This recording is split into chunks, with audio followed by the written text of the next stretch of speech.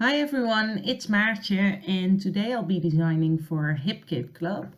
It's main kit only Thursday, so I'll be working with the main kit from October 2021 and I decided to go for a grid layout. We don't have Halloween over here in the Netherlands, but we do have the Dutch version or trick or treating and it's called Sint Maarten. And our kids go door by door on the 11th of November, and then they sing a few songs, and in return, they get sweets. And because of the pandemic, we didn't go last year, but I have a 5 year old, and she just couldn't wait this year to go trick or treating. So we had a lot of fun, and the day after, I snapped a photo of all the sweets that she collected, and she was so proud of it. So let's get started.